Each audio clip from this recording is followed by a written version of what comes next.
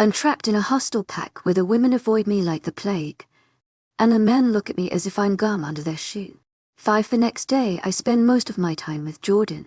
The women of the pack avoid me like the plague, and the men look at me as if I'm some kind of gum under their shoe. Never asked to be here. Hells. Mate is also avoiding me, and I'm blaming Jared.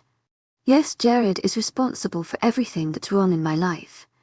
He's the reason why I didn't sleep well last night, and why I didn't have any hot water for my shower this morning.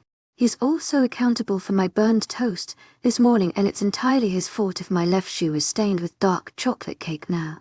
So, maybe he wasn't around when all of this went down, but I still blame him.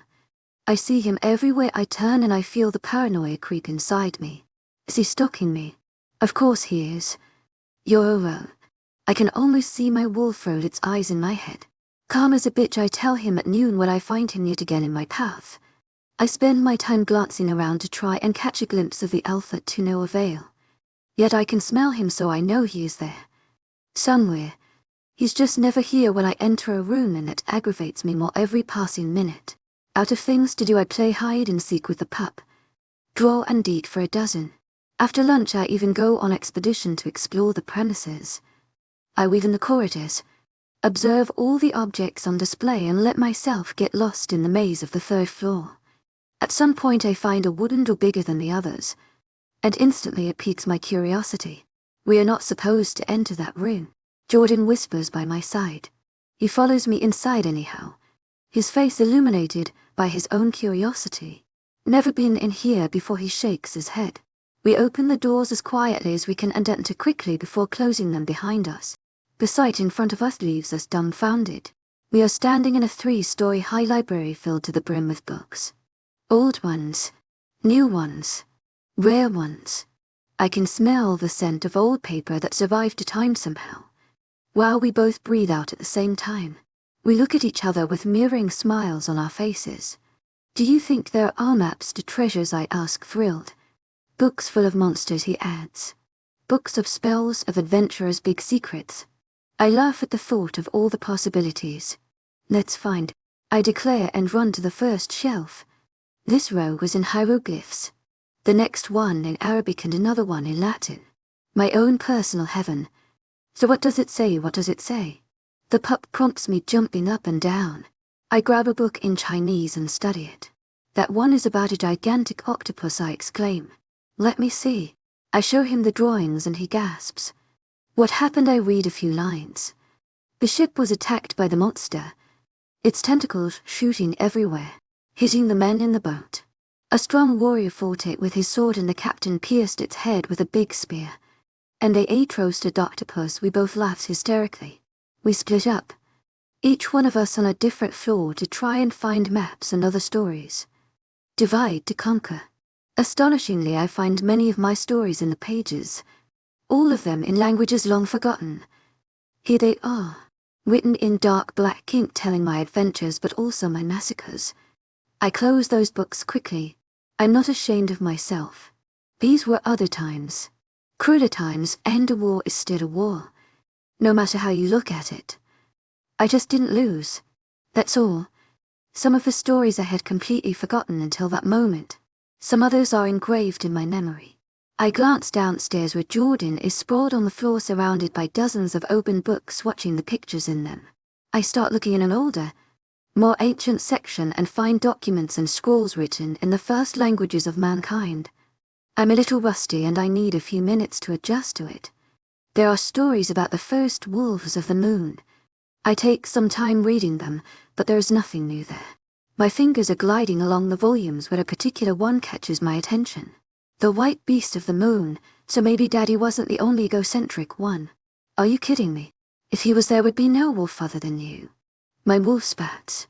She still hasn't forgiven the curse thing. Who am I kidding? I'm still holding a grudge too. I take out the book and with delicate hands start to turn the pages. I bestow upon you the color of my light.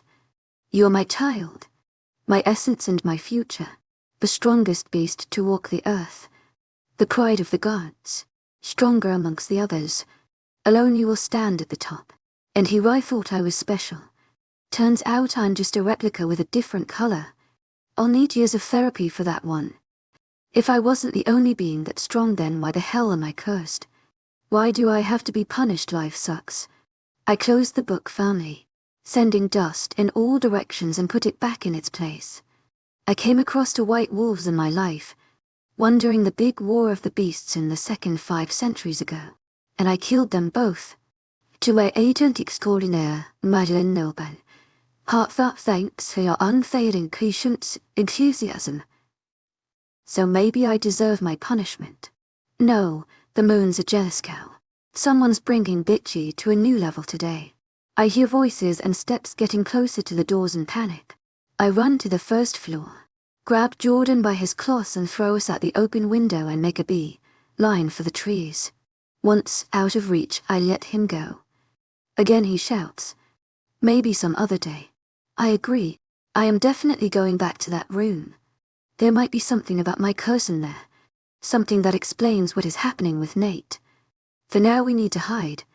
I am looking around us for a safe place. I know a secret place. He admits shyly. Really, I ask, surprised. This kid is amazing. He has a solution to every one of my problems. Can you show me? You have to keep it a secret. He warns me. I nod gravely. I follow him in the woods. We cross a pond and a clearing before hiding back behind the trees. At some point we come across a rocky path. I'm about to start climbing when the pup guides me inside a hole and out in the middle of another glade. Hidden from sight. Encompassed by walls of rocks. The place is as big as a football field. No one knows about this place, I inquire. Only me and Sydney. Sydney, she's my friend. So, what do we do now? I don't know. He's just a kid. My wolf reminds me. I know that. Do you want me to show you how I fight? I ask, wondering if I should really show a 6-year-old deadly moves. Then again, I'd be more at ease knowing he can defend himself at least a little. When he nods, I smile. First rule. If there is any danger, you run and hide. He starts to frown and I laugh. When your opponent is stronger than you create a diversion and you hide. There is no shame in asking for help. I explain. This is very important. You hide. To my agent extraordinaire, Madeleine Nilban, heartfelt thanks for your unfailing patience, enthusiasm. Now how do you get away? I can see he's interested again, so I start the lesson. A fight is not fair. There is always someone stronger and someone weaker, so you have to use everything you've got. Let's see. I look around and examine the place. What could you use here? I ask. The pup studies his surroundings, a frown deeply etched on his face. I don't know. He answers. I crouch down to pick up some soil and show it to him. If you throw this in his face, it will hurt and he won't be able to see you anymore. Then you escape. Let's see who can throw it farther. I challenge him. He wins the first match and we spend the rest of the afternoon training. I teach him to hit where it counts. What to do if someone grabs him. How to move his hands and legs to free himself from the situation. How to run when someone is trying to catch you. I also show him my favorite moves. The high kicks and the ones while I turn. He's a fast learner and succeeds to reproduce a few of them. We end up in a competition to see who can throw a rock the farthest. We come back to the pack house when the sun sets. Dirty and exhausted. I grab a few snacks on my way to my room. Where were you today? Jared asks, leaning against the wall next to my door. Hello to you too, it fix. To what do I owe the pleasure? He rolls his eyes and I smile. What did you do today? You can tell your master that if he wants to ask questions, he can come ask them himself. Good night. I reply without a second glance before locking myself inside to let him know that this conversation is over. As agreed upon, I wait for Jordan the following morning to continue our session. I'm surprised to see him arrive with a little girl on his tail. She's smaller than him and frail with short black hair and thin eyes. Hope this is Sydney. He introduces us. The famous Sid. How nice to meet you. I wave at her. She nods and comes to me to shake my hand. Nice to meet you. She replies in a small voice. Thank you for sharing this place with me. She giggles at that. Sydney would like to learn to fight too. Jordan informs me. All right. I answer awkwardly. What have I gotten myself into? She swore to keep it a secret from everyone. He continues watching her and she nods. I won't tell anyone. She insists. To my agent extraordinaire, Madeleine Noble. Heartfelt thanks for your unfailing patience, enthusiasm. Well, Jordan, what did I tell you yesterday? Let's see if you remember. The pup turns his full body towards her and looks her straight in the eye. Rule number 1. If there is any danger, you run and hide. He tells her in a serious tone. I'll show you how to throw dirt in their eyes. He starts showing her what I taught him yesterday and I observe them. Geese is nice, but never lasting. I roll my eyes at my depressing wolf. I start to show them new moves and teach Sydney some of the few I showed yesterday. She's fast on her feet. A good runner, difficult to catch, so I can't teach her how to evade her opponent. My surprise grows each day as during the next 5 days 10 more pups come join the party. By that I mean over my head. Every time Jordan makes them swear not to talk about it. I find it quite funny seeing as he's the one spreading the word. I haven't seen Nate in a week and I feel like a drug addict needing her next fix. I'm starting to wonder if I imagined him. It would just mean I've lost my mind. It was bound to happen someday. I'm crazy enough to imagine people that aren't there. I am contemplating leaving this place. The territory, but I keep catching his scent in the house and I start believing he exists again. Jared stayed away too. He still stalks me but from farther away, and every time I evade his surveillance it seems to frustrate him more. He hasn't caught up to us and the secret place yet. I have made a bet with my wolf. It thinks he won't find out if I don't let him, but I think eventually someone will notice the disappearing kids and once they start looking for them I'll be found in no time. I was climbing the mountain. All alone. I tell them while we're all sitting in the middle of the clearing. Mouths full of food. We've organized a banquet in one side to have more time to practice. During lunch I tell them about my best stories. I realize they love them and that it's boosting my pride. Really, it's a win-win. It was really cold. The snow was falling from the sky non-stop and heavy on my feet. I didn't see my hands in front of me even in my flashy red gloves. My nose was frozen. My eyes opened into splits. My hair was sticking up weirdly. I tried to reproduce what it looked like. They start to giggle. Then I heard a noise but only saw white everywhere. I thought something moved. It was still white over white. And then, I speak louder and stand up to put more effect in it. The pups start to shout excitedly. I hear a growl and a giant yeti hits me on the head with a piece of wood. Oh, a yeti. Monster, ouch, they yell at the same time. He had the face of a monkey and the body of a giant man, his hands as big as you. I show some of the pups and they gasp. No way, that's big, he's a giant. They start again. What did you do? Sydney asks loudly to be heard over the other voices. I screamed and started to run. He was really ugly and he smelled really, really bad. His breath was horrible. I would have thought, a pup said proudly. I was ready to fight him but the ground began to quake. There was a deafening sound coming from the sky and suddenly I saw the avalanche starting at the top of the mountain. My scream had shaken the ice. We both started to run for our lives but he wasn't fast. In the end he was swallowed by the snow. I don't tell them I dug him up and we went to his village and ate roasted meat. We spend the next 15 minutes going over the details again. Some kids want to know exactly how big he was, how bad he smelled. Others how my hair was frozen. After that we start training again. I have divided the pups in teams depending on their aptitudes. I show the 5 runners how to move more easily in any kind of environment, making them climb the rocky walls of the clearing. 3 kids are especially good at throwing objects, so I teach them how to handle a knife. No, I'm not a monster putting a sharp, pointy weapon in the hands of 8-year-old pups. I flattened them so they wouldn't hurt themselves. And for your information, they brought the knives on their own. I'm showing the laws for children how to kick low with the back of your foot when I sense something is amiss. The place is too quiet. To my agent extraordinaire, Madeleine Noble. Heartfelt thanks for your unfailing patience, enthusiasm. The atmosphere somber. I look around to find 6 kids in a corner facing a dangerous and very angry rogue. How did I miss that? What the hell are the fighters doing? Are they blind deaf? No sense of smell. My wolf growls menacingly. I'm about to make my move when I see a blurry figure in my peripheral vision. There are two of them. My wolf wounds. I take the time to analyze the situation. The rogue on my left is looking insanely at the pups, rage in his eyes, ready to bounce on them, claws and canines out, eyes shining. On the other hand, the one on my right is farther from us. He seems more calm, observing the situation too. As I am currently standing, I am protecting the other pups from him. I need to act quickly, but there are too many variables. I need to be efficient and protect everyone. They are here for blood, their bodies screaming for revenge. As rogues, they want to inflict on others what they feel inside as outcasts.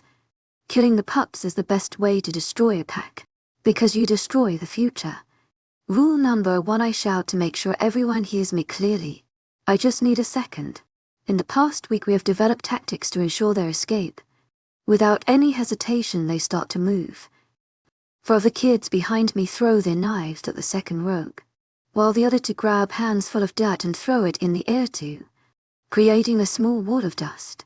They don't wait another second before sprinting next to me to the other group, staying out of both rogues' reach. The first rogue sees me approach and concentrates on me instead. That's just what I need. I glance quickly at the kids in front of him, all waiting for my signal. I nod and they start to run too, climbing the rocks. I don't let the rogue the time to react as I propel myself to hit him at full force. I hear his bones crack under the pressure.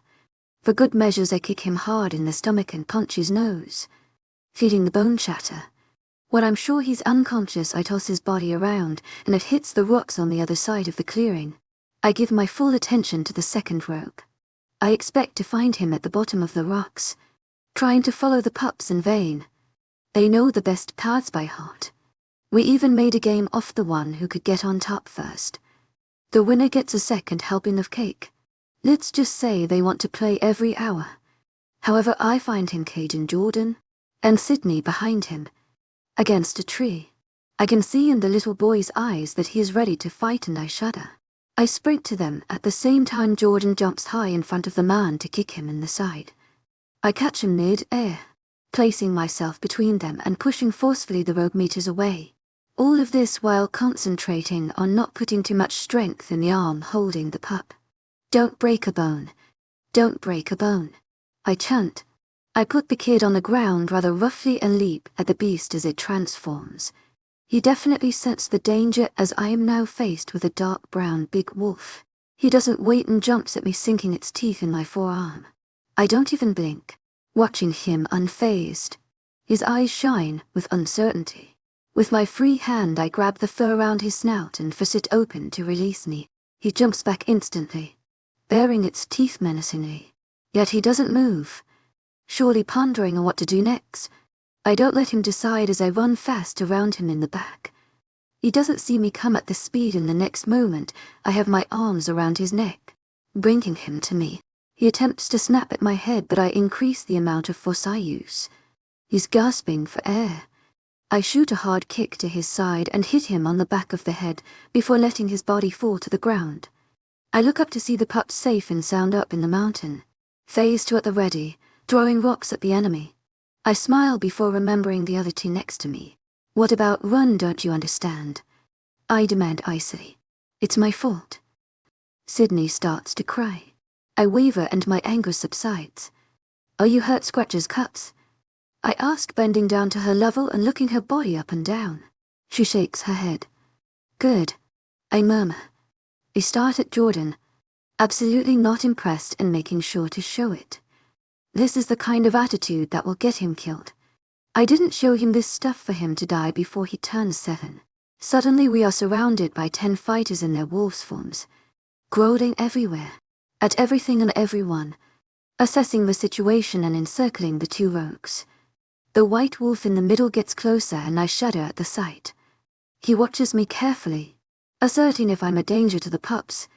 He finally decides against it as he transforms to his human form, showing a very hot, very without clothes Nate. Glad you could join the party, I announce bitterly with a glare. 6.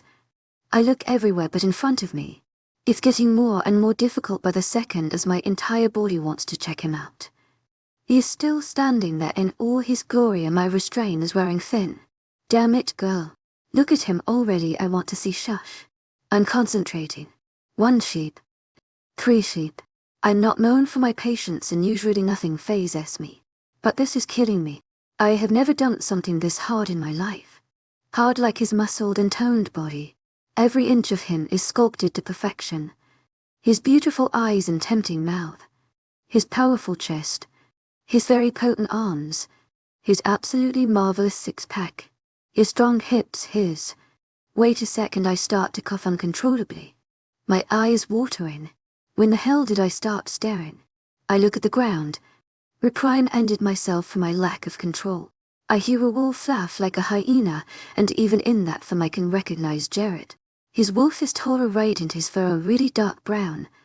Almost black. He is lying on his side, having the time of his life making fun of me. I glare at him more than happy to have something to concentrate on. What happened? Nate asks and I concentrate on him. Crap, my hand shoots up to my eyes to cover them. I hear him chuckle and have the urge to look again. Life is really cruel. I press my fingers harder on my face, I'm just without clothes. No need to overreact. He mumbles. If you want me to concentrate on your questions, that's how it'll be. I answer without thinking. The place is quiet for a second before he clears his throat. Way to go. My wolf mocks me. My name is not subtle. She has no problem with seeing our mate without clothes. Neither do I actually, but there are a lot of people around and I'd like to avoid having a weird reaction. At least not weirder than I already am. And there are kids around. Show some decency, I feel the need to add. Even without seeing it, I know he rolls his eyes at me. Wait till it's the other way around and we'll see what happens. I hear movement and shuffling. To my agent extraordinaire, Madeleine Noble. Heartfelt thanks for your unfailing patience, enthusiasm. I'm dressed. You can look. He informs me. I open my eye a fraction between 2 fingers to ensure he is telling the truth. When I establish that he is indeed fully clothed with my own eyes, I let my arm fall. Almost disappointed. 5 other wolves turn back to their human forms and are now bringing the pups down the mountain. One I identify as Jordan's dad comes rushing to the kids next to me and takes his son in his arms, burying him against his chest while Sydney gets a little closer to me, grabbing at the fabric of my jeans. I pat her head gently, not forgetting she just had a traumatic experience. The wolves are eyeing the rogue sprawled on the ground, unconscious. What happened? What were you all doing here? Nate inquires suspiciously. Can't wait to see you explain that. I see his eyes traveling to the clearly bloody bite marks on my sleeve from my encounter with the rogue's teeth earlier and hurry to hide it behind me. We were just playing. Jordan interjects. My savior. Hope was telling us about one of her stories. Another kid adds. And we were having lunch. Yet another explains, showing the empty plates now scattered around. I can't believe my ears. These kids are more trustworthy than half the people I know. Why aren't there any adults here? Where are your parents, dude? What about me because it's a secret place? Sydney informs him. I laugh and she smiles brightly at me, the fear disappearing slowly from her eyes. You and Stephen bring the kids back to the pack house. Nate instructs Jordan's father. I wave dismissively at loser number 2 at the back as he starts to guide the kids out of the place. Before leaving, Leo stops in front of me and thanks me for protecting his child. No problem. I shrug awkwardly. I'm not used to people thanking me. To other men accompanied by 3 wolves take the rogues away. Nate orders 2 wolves to join the scouts and make rounds on the territory as borders to see that there are no other unwanted rogues left hiding somewhere. Leaving only Jared and him in the clearing with me. So what happened? The Alpha asks once again. We were playing when these 2 rogues came. They were targeting the kids. I tell them.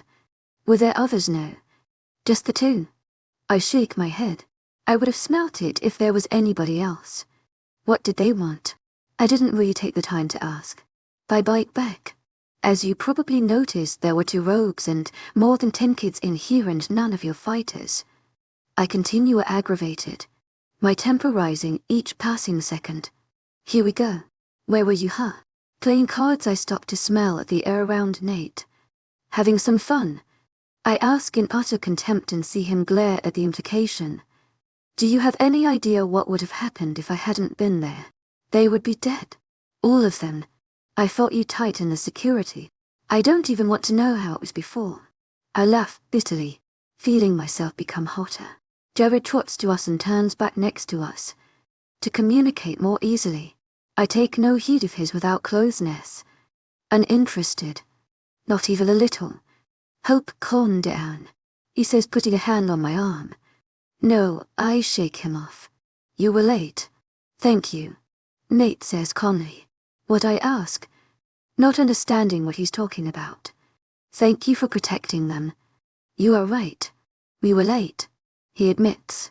This place is actually hard to find. That's no excuse, but it didn't help either. You saved them, so thank you. We will interrogate the roads and find out what they were after. Jared starts to put a plan in place. Organize his thoughts. His strategy. I'll go ahead. He adds before leaving in a hurry. We take our time going back. I marvel in the moment. It's almost been a week since I have seen him and I missed him. I find him more handsome than in my souvenirs. All the heat, all the stress of earlier is replaced by butterflies in my stomach. So what game were you playing? He asks amused. His eyes showing his interest. We were just fooling around. And they like stories so. What did you tell them? Sorry, that's a secret. Why do I feel left out every time he laughs? Can you tell me another one? Then I know he is fishing for information, but I ignore it. You'll just have to wait for the next meeting. Like everybody else. Will there be cake? Only for the first one up there. I show him the top of the rocks, where the kids were earlier. So that's how they learnt to climb that high. That came in handy. I shrug. I'm really thankful for what you did today. I'm really impressed. Say, would you be interested in joining a training session this afternoon? I don't know. I hesitate as I scrape the back of my neck. Maybe you could learn a thing or two. I contain my laughter as much as I can. Be alright. I just need some time to change. I accept his offer. I stop by my room to put on yoga pants and a black shirt before joining him back on the first floor and following him to a room at the back of the mansion. The fighting room is even bigger than the dining hall. It's full of weapons, sabers, knives, daggers. To my agent extraordinaire, Madeline Nilban. Heartfelt thanks for your unfailing patience, enthusiasm. To my agent extraordinaire, Madeline Nilban. Heartfelt thanks for your unfailing patience, enthusiasm. On a different shelf I find nunchaka S, shuriken S, bows and arrows. I smile a little. There was a time where I used these beauties on a daily basis. Good old times. Times of war. Of precision. To my agent extraordinaire, Madeline Nilban. Heartfelt thanks for your unfailing patience, enthusiasm. There are a lot of old weapons in there. In the middle of them I see one of my old knives. Enthusiasm, embedded with a cursive H on the handle. I lost it 100 years ago. I can't believe it ended up here. Remind me to take it before I leave. You and your knives, my wolf-sized desperate. The biggest love story of all times. I look around. There are men and women fighting on the mats. I like the sight. At least we got past the sexist terror. Should I tell them that thinking comes from decades of having their asses kicked by a girl? Centuries of me winning wars against the strongest men and wolves. Now girls are allowed to fight too. That's actually safer for them. I observe them move around. They have good techniques. Some of them remind me of my young days. And I unexpectedly discover a few new moves. I watch carefully. Smart. Nate offers me to try something before walking to a group in the far right and beginning his own training. When I see him take off his shirt, leaving him only in low shorts, I choke. I start remembering this afternoon in the clearing where he didn't have shorts. This is bad. I have to think of something else. I look around the weapons and grab my knife without hesitation. I remember everything about it. How easy it is to handle. Like it was made for me. Silly me. I throw a few times at a target, hitting the center each time. I'm playing with it, throwing it in the air, making it stand at the tip of my finger. Impressive. Nate comments as he comes next to me. Old skill. I shrug. I watched two wolves move around each other. The smaller of the two, faster, propels herself into the flank of the other one, planting her canines in his mane. "You're next," the alpha tells me, and I laugh. "No thanks." He rotates his body in my direction, his imposing frame the only thing I can see, and I take my time checking him out since I couldn't earlier. A small bead of sweat is running down his body and I gulp with difficulty. I can almost hear my wolf howl at the sight, and I want to do the same. Maybe I could ask for a one-on-one with him, just so I could put my hands on him. One of your best ideas ever. I watch his chest rise and fall in a constant rhythm, and his eyes flash with lust for a fraction of a second before hardening again. "Turn." No, he growls at my refusal and his whole body shakes. The whole room becomes quiet. Everybody stops to move and breathe. To my agent extraordinaire, my jeune Nobel, heartfelt thanks for your unfailing patience, enthusiasm. "Turn." And I said no. I respond absolutely not impressed. "Everybody out." He yells and everyone scurries out of the room. "Don't push me, Hope. I gave you an order. I want you to turn, so turn." His voice is commanding, but the words brush my skin without provoking any kind of submissive response, only making me a hot mess, filled with electricity and lust. That voice is sexy. "And I told you I won't." I smile provocatively. His body shakes even more, filled with rage at my disobedience, before it relaxes instantly. I'm a little shocked at how quickly he reined in his emotions. I might have some things to learn from him. Why he asks, gently shocking me all over again. I consider his question for a moment, because I don't need to defend myself. And I can't show my wolf's fur. I own it, to add. He smirks amused. "Oh really? You're that strong?" High only shrug. "I'm really that strong. Usually I turn into my wolf just to let her loose. That's not easy every day to be stuck in my head. Also, there were a few times when my wolf went on a rampage, so we tried to avoid crowds for it. So if I turned into my wolf, you would beat me." He tempts me. "Yes, no. Of course no. You're an alpha." He beams at that. And in this form I don't like his smug face, especially when his pride wouldn't handle the truth. I raise an eyebrow, challenging him. "Let's see." I wait for him to approach. He studies me for a moment before moving swiftly. He's fast and accurate in his movements. Most wolves would only see a blur. "To my agent extraordinaire, my jeune Nobel, heartfelt thanks for your unfailing patience, enthusiasm." I pretend to react too late and let him kick me in the leg to make me fall. I'm disappointed. I expected at least a little better from someone who doesn't need to turn. I'm back on my feet in a defensive stance in seconds. He comes at me again, kicking high with his foot, but I block it easily before swiftly bending down to hit his other leg, breaking his equilibrium and making him fall on the mat. What I never said, I have no pride. He stands up, his brows arsed. I'm waiting, ready for his next move. He runs towards me faster and shoots his hand to my side. I avoid the impact and hit his feet again. I think I like him sprawled on the ground, his ass visible. That's a really nice ass. I hear him growl. I think he's not joking anymore. Too much for his ego. He attacks immediately, punching the air in front of my head. I lift my arms as if to protect myself and let him access my stomach. His fist connects with my skin with force and I change my footing to lose my equilibrium, backing a few meters away. "Fight me seriously already." "I am." I breathe in a fake whimper. "Don't lie."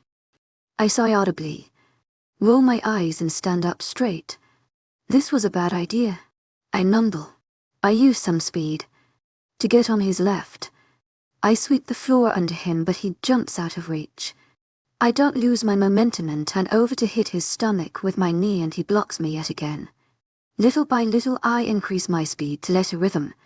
I throw my hand in his face as he did earlier, and he moves subtly to the side to avoid the contact and kicks at my middle with his right leg. I bend down on my feet, putting my right hand on the floor to gain enough power to lift my left foot up to hit his stomach and send him flying in the air before crashing on the other side of the room. I go over to him, stretching my hand to help him up. "I think you broke my ribs." He breathes out. What? I frown. I didn't hit that hard. And he's a wolf. He should be fine. I bend down to study his stomach. I refrain from salivating too much at the sight of his without closed body as much as I can. Suddenly his hand grabs my arm and I fall onto him, straddling him, lost in his shining eyes and his bright mischievous smile. His hands trace a path on my legs.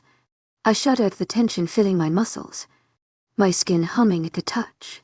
As an alpha, I'm not sure how I should react to having my ass kicked like that. You weren't being serious, I succeed to say when the only thing about is that my fingers are currently on his skin, burning deliciously at contact. Believe me, I wasn't going easy on you either, he murmurs as he replaces a strand of hair behind my ear. I lick my lower lip, reveling the moment. His eyes flash at arc lascivious yellow. His fingers snake to my neck to bring my face closer to his. His warm breath is all over me. His lips brush over mine, as soft as feathers. I'm not as patient as last time. I lose it and crash my mouth against his, bringing one hand to his hair as the other roams freely over his body. I hear myself moan in pleasure as he accentuates his assault on my mouth. I bite soft to his lower lip and he groans under me. In a swift movement he's over me, crushing me to the ground with his own body. His hands grab at my shirt and rip it apart around me to leave me in my bra.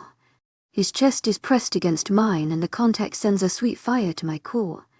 My fingers scrape his back and play with his hair, pulling at it a little. I hear him groan again. I feel my temperature rise close my eyes before he can see them shine red. My other senses are heightened. Each of his touches, every one of his kisses is multiplied by 10. His incredible scent is all around me, encompassing me. We pull out for air and when I sense myself calm down enough I open my eyes again. He is watching me without really seeing me. His eyes gain focus and realization flares through them. Sorry, I shouldn't have. He mumbles as he gets up and away from me more than necessary. It stings like a scorching fire from the pits of hell. I feel rejected and hated. At the same time I feel cold as if someone poured a bucket of ice over my head. A physical wound couldn't hurt me as much as this psychological torture. Every inch of my being is screaming that we are meant for each other and that I need his touch. My heart is beating fast and my breath caught in my throat. I can't speak. He's looking at the ground, where the pieces of my shirt are laying around. I cover myself with my hands, feeling shy suddenly. He jogs quickly to the other side of the room to retrieve his own shirt before coming back and handing it to me. I didn't mean to. This was a mistake. I close my eyes, filled with rage. I'm going to kill him, Seven. With shaky fingers I try to button his shirt upon my skin. But it feels like an impossible task at the moment. The stupid thing smells like him. His wooded, delicious scent, and I want to rip it apart. He's hanging around the room, uncomfortable, pretending to check out some weapons. The state of the mats. The stupid lamps. Stupid, brainless, fatuous, dumb, crazy alpha. I grumble while working on the second button. I hear him shift awkwardly and I know his attention is on me even though he pretends otherwise. Rotten, narrow-minded, weak, feeble, dull puppy. I go on as the entire situation is suddenly getting on my nerves. Don't forget short. My wolf snorts as aggravated as I am for once. Impotent wolf. I spat next. I hear the deafening sound of hardwood breaking and heavy objects falling resounding in the silence of the room. However, he doesn't say anything. I turn around slowly to see a cabinet broken into on the left side of the training room, its contents displayed on the floor. Someone's got issues. I hit nerve. Anything to make him pissed. That'll definitely making me feel less depressed. My fingers seem to be working better and I do 3 buttons up at once. Stinking, ugly, twat nut, ascodger. He closes the door behind him as he flees the place before I finish my sentence. To my agent extraordinaire, Madeleine Nilben. Heartfelt thanks for your unfailing patience, enthusiasm. Too bad. I was just getting started. I'm finally alone and decide to take some time to think about everything. I stand up and whiff at the fabric of the shirt. Shuddering involuntarily, I roll my eyes at myself. This is pathetic. The guy just humiliated me. And not 2 seconds later his scent makes me weak in the knees. Waiting for my next fix. I need to get a grip. I walk to the weapons scattered on the throwing them, one by one, without a definite target. I actually take my time aiming for every white, new, clean wall, putting as many dents on them as I can. I don't forget to grab my knife and pocket it discreetly before pulling axes up and starting my stretching exercises again. I am particularly happy to throw an anvil to the far right corner of the room. To my agent extraordinaire, Madeleine Nobel, heartfelt thanks for your unfailing patience, enthusiasm.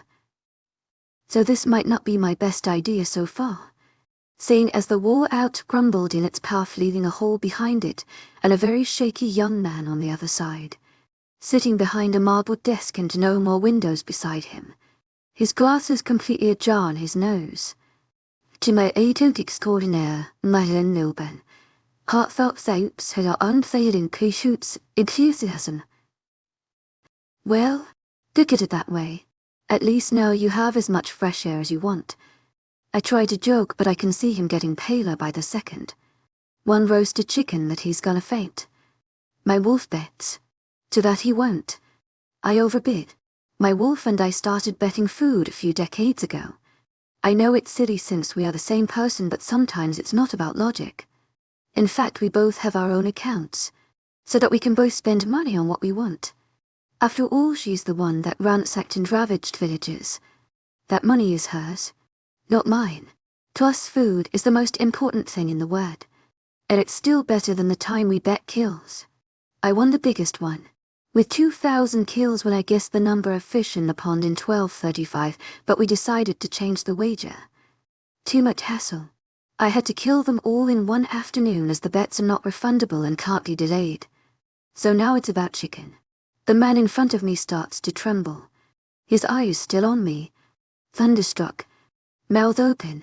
His hair a mess. I can even smell and see a little bit of blood on his hair. Damn. That was a close one. The doors of the training room burst open, revealing an angry Jared with an anvil in his hands. His eyes land on the hole and then on me. That wasn't me. I shrug out. He orders between gritted teeth. I gladly oblige, skipping out of the room with a small wave to the lost wolf in his office. Jared lets the stony object loudly hit the floor and follows me in silence. His stance and the menacing power emanating from him let me believe he is not happy. Not happy at all. Did you need me for something? I inquire, pretending as if I didn't just destroy a part of the castle. Give me a little more time and there won't be anything left standing. I was finally able to take a 5 minutes break from the beta duties. So imagine my surprise when a piece of rock I clearly remember neatly laying in the training room and usually used as seat came crashing down as fast as a meteor, almost hitting one of my fighters in the process. I don't bother replying, especially since everything I'm thinking right now is along the lines of almost. Then what's the problem? Or I didn't even hurt a single person. I'd say that's a slow day. And you've got time on your hands, want to practice some more with me. I find throwing heavy, deadly objects really entertaining. You should try sometimes. I'm not meant to be surrounded by this many people. I know I'm the biggest danger to them. So maybe it's time for me to leave. Maybe I should just get my car and drive to the next race. The next adventure. That's how it's supposed to go for me. I never stay this long without a reason.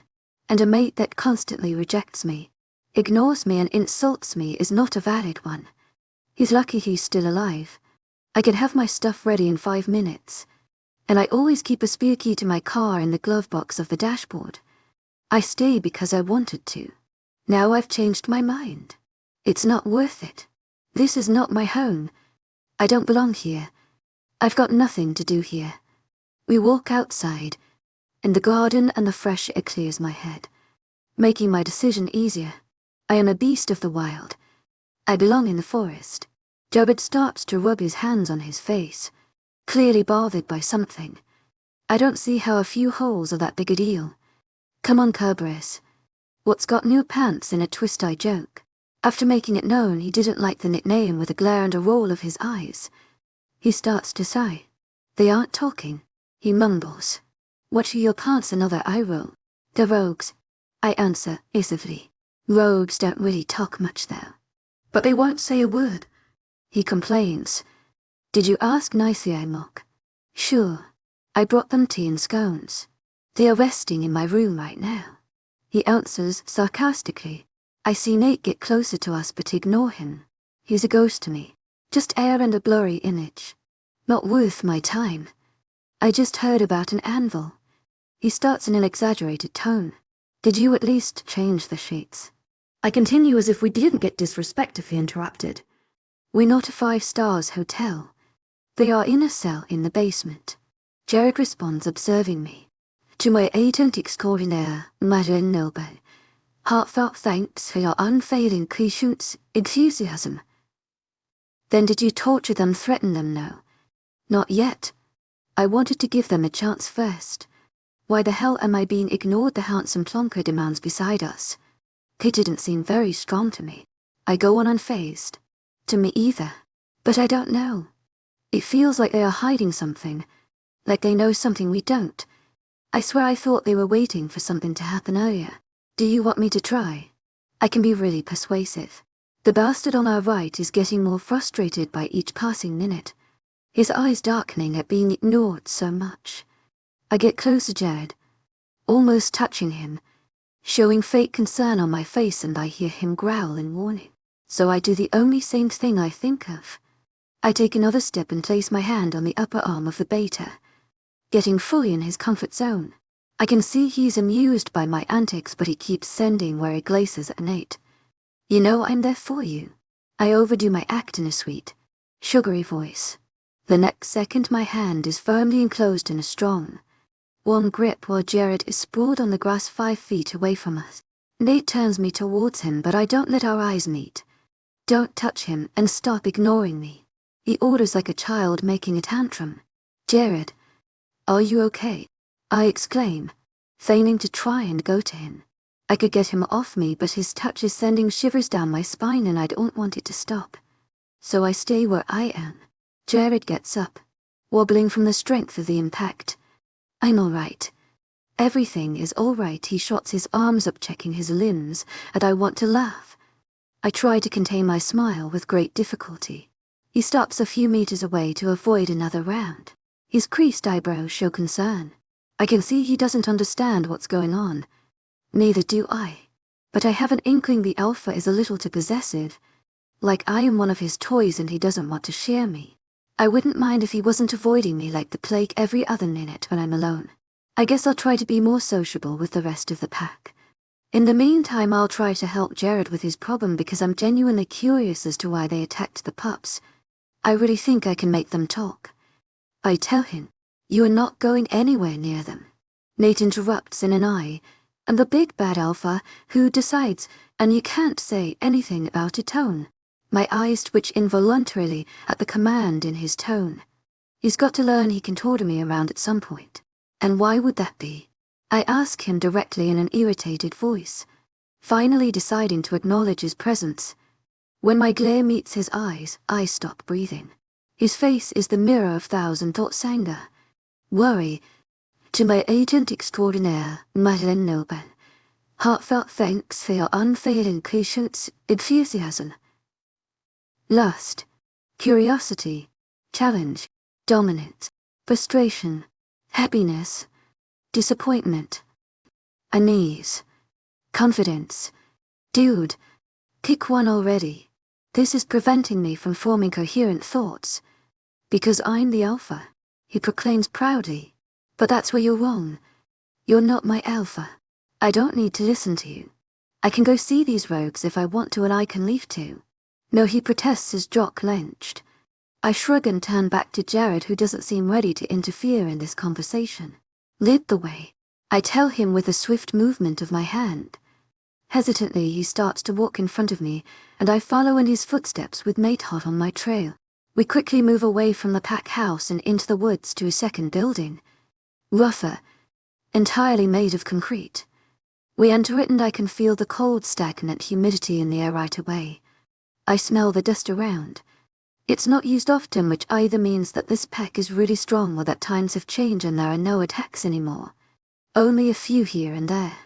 However, this facility was made in a different era, when rogue attacks were a daily routine. There are at least a dozen cells on the first floor, and I can easily guess there are more underground. We turn a few corridors and get deeper into the building before Jared suddenly stops in front of an old dorm arcs. I need to go in there alone. I inform him when he grabs the handle. I'm going to. Mate stubbornly adds. I grit my teeth and count to 10. They might talk if there's only a weak girl in front of them. What's weak about you?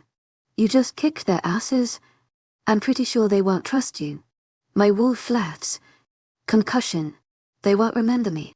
I don't need to see it to know my wolf is rolling its eyes at my simple thoughts. The only way this is going to work is if I go in there alone. I keep going. That's true, but I especially don't want to be in the same confined room with him. To my agent extraordinaire, Madeleine Nobel, heartfelt thanks for your unfailing patience, enthusiasm. Jared agrees wally, taking the lead-faced with an indecisive alpha. But we're staying right outside the door. If I hear any sign of danger, we're going in. I nod and get inside the cell. I have to be careful about how I handle this. I can't let anything slip about my true identity. I look around the room. The two rogues are comfortably chained on each side of it, with a mattress and a bottle of water. I do a double take. They even have new clothes and a heater. What the? It is like a 5-star hotel. Nobody would talk like that. I can even see myself resting a few days here. I concentrate on the first one, already observing me. He's the one that attacked the pups first. I get closer and kneel in front of him to be at eye level. Unbelievable. I'm the one sitting on the floor where his ass is cozily sitting on a mat. Who made this crazy place? Maybe they go insane from all the kindness. I would. Hey there. I smile sweetly. Remember me, he growls at that. No concussion. Too bad. My wolf smirks. I take that as a yes. So, I have a few questions for you. I start, but the glare he's sending my way tells me he won't be a big help. Why did you attack us in the clearing? No answer. What did you want? Still nothing. Are there others waiting for you? When he still doesn't give me anything, I roll my eyes. Well, I tried to be nice. What made you think you could win? That you could do anything, actually? I taunted him. I mean, I kicked your ass in 5 seconds, me. And you thought you could win against their fighters? Of course I would. But you're so weak. I amplify the last word on purpose and his jaw tightens. Unhand me and we'll see who's stronger. He shouts. I can't help the smirk that appears on my face. Foolish pup. You would lose every time. I tell him as I see red. He gasps and his body tries to move away from me on impulse. He's glued to the wall as if it could magically open to escape. What? Who? I'm the one asking the questions. I inform him threateningly. Why did you attack them? I repeat myself. Because I hate the packs. They are so full of themselves. What did the pups do to you? I demand menacingly. They breathed. I glower at him and he whimpers. Do you know someone here? No. I believe him. His accent is European and he doesn't smell like the woods around here. Then why would you come? He never asked why it had to be this one. He mumbles disdainfully. I take mental notes without showing anything on my face, as I thought they had orders. They are just puns. And this one is plain stupid. He only wants to take revenge on the packs. He is proud and vindictive. Just a fighter. Small fry.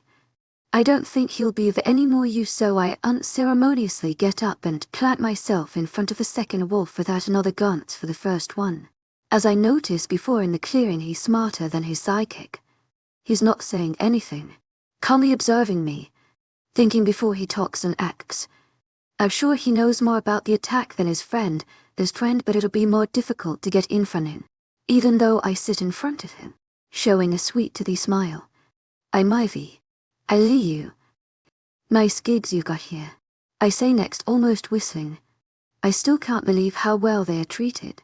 There is a plate of today's lunch on a side table, for crying out loud. They aren't even starving them. He looks around as though he's as amazed by the situation as I am. Never had this kind of place when I get caught. I tell him in confidence. If I want him to talk, I need him to know I'm the same as him. You're not chained to the wall.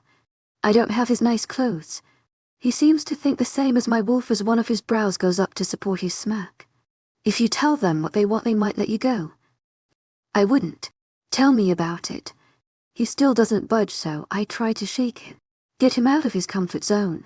Are you ready to die for someone else's idea? I see him waver before he gains his composure back. Why do you think they sent you and didn't come themselves? Because I'm expendable. At least you know why you'll die. I sigh and get up.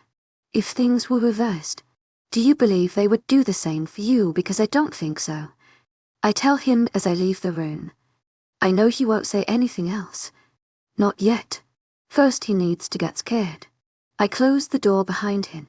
Nate and Jared are waiting outside. I stare down at them. I think I'll rent one for myself. I inform them like I would if I was interested in renting an apartment. I can't help rolling my eyes. If you want them to talk, start by separating them. Bring them underground so they can't side and leave them in the dark during the day and with the lights bright on during the night. Stop giving them new clothes. Cut the food ration by half and don't give them a mat. And for the love of God, cut the heater off. They are prisoners, not guests. But Jared starts. They tried to kill your pups. I remind them, aggravated by their lack of concern. I wouldn't want them in my pack. Things have changed. The world is nicer. Not when it comes to protecting your pack, it shouldn't. Do you treat all your prisoners like that? You beat them on your own. We thought they weren't that much of a threat. I roll my eyes. These guys are so naive. That's why you steal pups. All of you. I hear Nate growl and even Jared tenses at the insult, but I don't care. Did it never occur to you that maybe, just maybe, I'm actually strong and that without me you would have lost a lot today? Sure. I mean, I know you're strong. You beat 2 of them alone. And you're good with weapons. But we are men.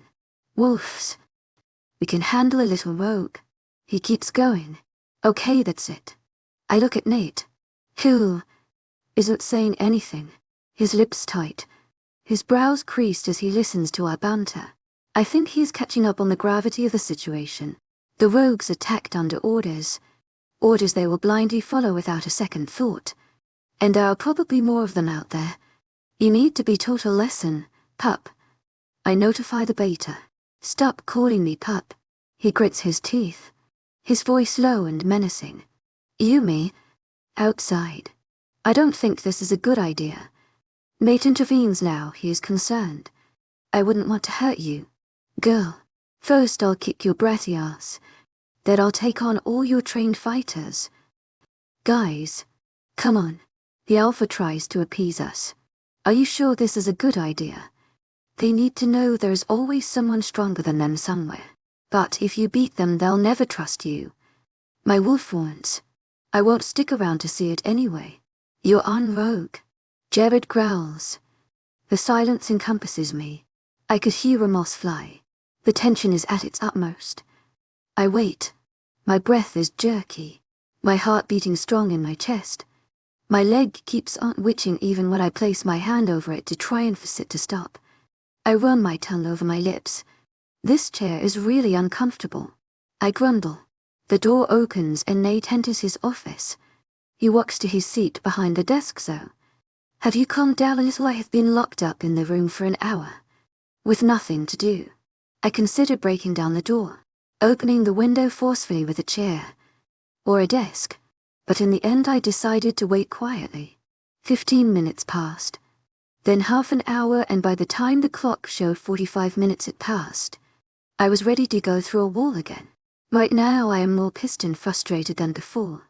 Jared and I were ready to fight, right outside the building, between the trees. But Nate felt the need to interfere. He ordered Jared to take a hike and brought me to his bureau.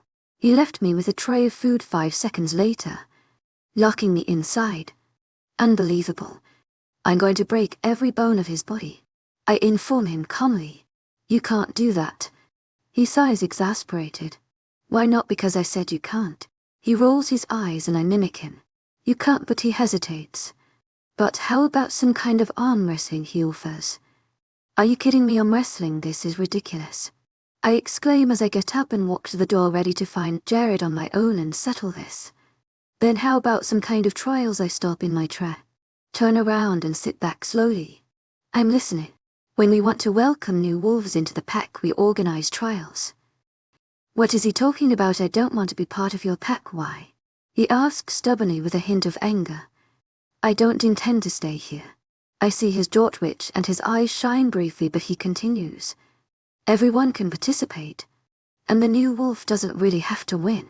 It's just a way for him to show his strength and to impress the others. He becomes one of them and is accepted.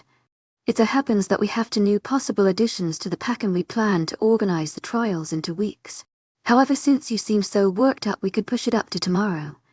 I guess that's fine. I shrug. All right then. For tonight, go back to your room. I get up once again. Halt. I really don't want you lingering in the halls. He adds as if I'm a kid that needs a reminder. Don't worry, I won't. I swear, rolling my eyes. I might have sneaked out to the kitchen to grab an ice cream or to around 3 in the morning, but no one needs to know that. The next morning, everyone is up and bustling around before the sun goes up in the sky. I'm not a morning person, so I take my time getting ready lazily. I take a long shower, marveling in its warmth. Put on a simple tight shirt and yoga pants to be able to move easily. I go eat breakfast with Jordan and his family. Leo seems to have accepted me since I saved his son's life, and I'm pretty sure Jordan sugared it a little. I also meet his mother, Tamara. She's a petite blonde woman with brown eyes just like her son. I'm surprised at how calm and serene she is. I heard you are going to participate in the trials. Leo says over his coffee in a voice full of curiosity. I know he is implying that I ever wish to join the pack, and I feel the need to explain. Your alpha invited me to take part in it as a guest since I can't leave yet and I was getting bored. Well, don't take it the wrong way when I win. He laughs. What are the trials about? I inquire, intrigued. It's better you see it for yourself. He answers evasively with a smile. Little by little everyone is gathered outside, and by 10 the entire pack is ready. The gardens have completely changed. Tracks have been drawn on the grass. Mats are forming stages and a tent is standing on the right to welcome the judges and the crowd of spectators. Wooden benches are installed for their comfort. I follow Leo to the judges' table. Apparently we have to give our names to enter the competition. Roger, how are you, dear? I exclaimed, smiling at the old man. I haven't seen him since the day at the tracks. Today he is wearing thick glasses on his nose. Do you have my 5 crowns? I demand, to remind everyone what they owe me. Especially the alpha next to him. They need to pay their debts soon or things won't go well. For them, of course. Which reminds me. About today. Do we win something, hon? We Roger sputters. The overall winner usually gets 2 weeks off from his pack duties, and the winner of each event gets a dinner in a restaurant in town. Nate takes the lead next to him. What if I win? I suggest. Someone scoffs behind me, and when I turn around I find Gage smirking. I look at Roger and show him the fighter with a wave of my hand over my shoulder. Is he participating? The old man only nods in response. Now we're talking. Finally some action. Even if there is no prize, I will still join the competition, just to have the chance to kick his ass. Perfect, I smile. And if I win, I for Nate. You double the amount. 10 grounds. Are you insane? Corey snarls as she snakes her hands around Nate's neck. My eyes flash and I close them in panic. Damn it. Did they see it? I don't know. I quickly force myself to calm down. I didn't hear anyone shout or cry or gasp, so maybe it went unnoticed. Yes, that's it. It happened too fast for them to see. I open them slowly and observe the people around me. They are all occupied doing their own thing. Parents are running after their pups. Fighters are stretching in preparation. Others are making some last-minute arrangements. But nobody's looking at me. I sigh in relief. Then my eyes fall on Nate. He's frowning at me while Corey is all over him. Roger, I would like to enter this contest. I say shyly to divert the attention before going to stand next to the other contestants. After 14 more minutes. Yes, I counted down the seconds. Nate stands up and comes to place himself in front of us. As you know, today we are welcoming 2 more wolves in our ranks. Tom and Leah, he says in a loud voice, silencing everyone at once. These trials will demand the best of you. You'll have to use all your skills. Be ingenious and quick, strong and agile to go them. The air shift and suddenly all the fighters tense, concentrating on the task at hand. I revel on the feeling, my muscles vibrating in apprehension. The first event is about strength. Each of you will have to try and move that rock. He points at something behind us and we all turn. Is he serious? Someone murmurs. That's insane. Another response. Impossible, a spectator shouts. Did we jump into the Dragon Ball's world? I can hear my wolf laughing her head off. The alpha just showed us a boulder. The thing is 8 feet high and 6 feet long. And we have to move it. I sit back and watch, studying the competition. The first few fighters are young and want to prove themselves. The older ones, more experienced, are trying to think of a plan. Nate comes next to me. At first I ignore him, but when he doesn't make a move to leave I decide to talk. Really, I just want to hear his voice. It seems to appease me. Can we ask questions? I inquire. Sure. How many times can we try? Only once. He answers, and I see the fighters around listening on us. And we have to move it, yes. And it would be good for the 2 people that are joining the pack to succeed, correct? He replies, amused. This alpha is sly. By now half of the participants have tried and failed, and I know if I act now all of the others will succeed. I see Jared on the other side, waiting for his turn. I'm still mad, but I'm curious to see what he intends to do. I wave at Leo to come closer and he trots to me. So, Mr. Fighter, what do you think? He starts scratching the back of his head, glancing back and forth between Nate and me. I don't know. It's a new one. And you said you would win, right? I joke. Now he's downright avoiding Nate's eyes. Uneasy. Well, I have a solution for you. But I have a condition. I offer him. To my agent extraordinaire, Madeleine Nelben, heartfelt thanks for your unfailing patience, enthusiasm. He agrees. I turn to Nate to ask him the names of the 2 newcomers. Tom and Leah. He answers, raising his brow. You can choose whoever you want, but these 2 have to be in them. I tell you. What are you talking about? Well, your alpha here never said you have to move alone. I say low to be sure nobody can hear. Beside me, Nate starts to smile brightly. Realization downs on Jordan's father and he starts to gather a few people, including Tom and Leah, who seem surprised to be included in the group. All right, Hope. Ready when you are. He informs me. Oh, thank you. But no need. Go on ahead. He hesitates a second and then they all take place around the rock and start to push, making it move a few meters. After them other groups form and the rest of them push the rock too. I don't understand. I thought you wanted to participate. Nate demand. I smile crookedly at him. The last group moves back from rock and I trot to it. I walk past Jared's group and wink at him. He watches me advance, his brows creased. I face the piece of rock and put my hands flat against it. I take a big breath, contract the muscles of my arms and take a first step. The object in front of me resists in its place and I smile at its heaviness. It wasn't there yesterday. I wonder how many people were needed to bring it here. My foot sinks into the ground and I bring my other leg closer with another step. The rock starts to tremble around me, but I keep moving. Slowly I dislodge it from its place and move it a few meters away. Satisfied with my performance, I step back to observe the marks on the ground while rubbing my hands. Show off. My wolf scoffs. I walk back in the silence. Hope 1. Jared 0. I tell him proudly and go meet Nate. He's looking at me, jaw hanging open. I'm not really sure, but I think I won. I say to get him out of his trance. He shakes his head and nods. Right. You win this event. He goes back to the judges' table and stalking and taking notes. Unbelievable. Leo whistles as he joins me. I'm a little strong. I shrug. You don't say. He laughs in a warm and musical tone. You didn't want to share the prize, huh? Someone needed a reminder. I explain and wave at Jared. And I never joke around with food. Well, I'm impressed. But I won't let you win the rest. And I think you made a few more rivals. Now Nate clears his throat. For the next test, you'll have to show your speed. lots have been drawn over the territory. It's a simple race. I'll ask everyone to gather at the starting point. No way I'm letting that filthy rogue win that thing. The voice of Gabriel sounds in my ears. I stay at the back of the bunch. Corey comes to the front with a flag and elegantly starts the race. We all begin to run at once. We get deeper into the woods and the ranks stretch. The fastest wolves get farther ahead, the slower ones further behind. I open my senses to the nature.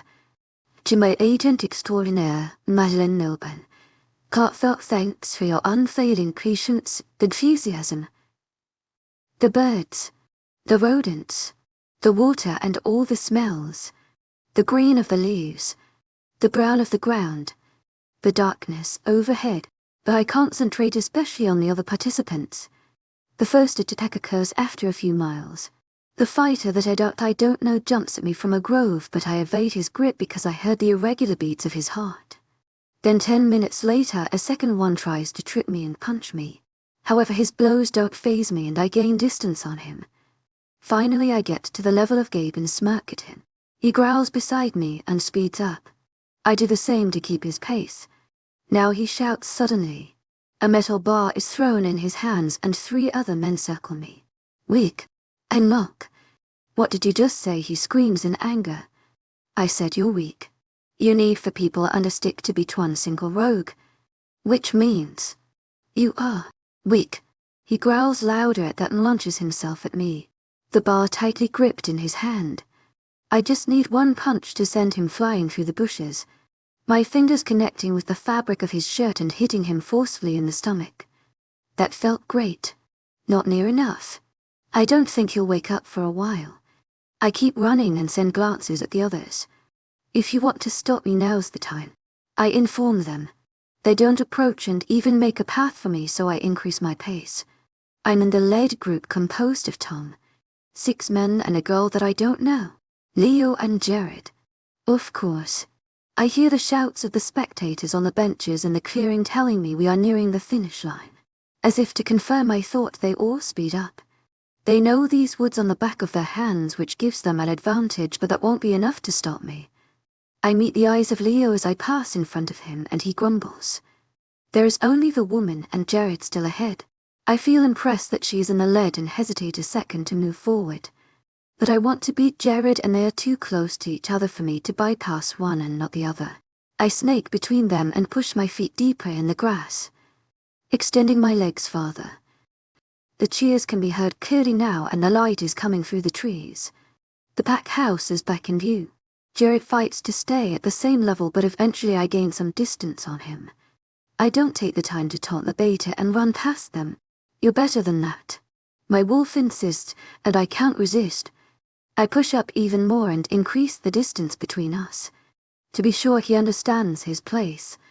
I reach the finish line and the applause stop. She cheated, someone exclaims. That's right. There's no way she could have won. I'm sure she hid somewhere and didn't make the entire race. She's on steroids. I roll my eyes at that one.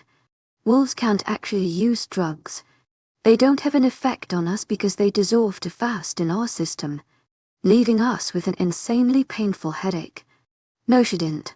Jared grumbles behind me. I don't believe you, a girl shouts. The rest of the runners as they run by one.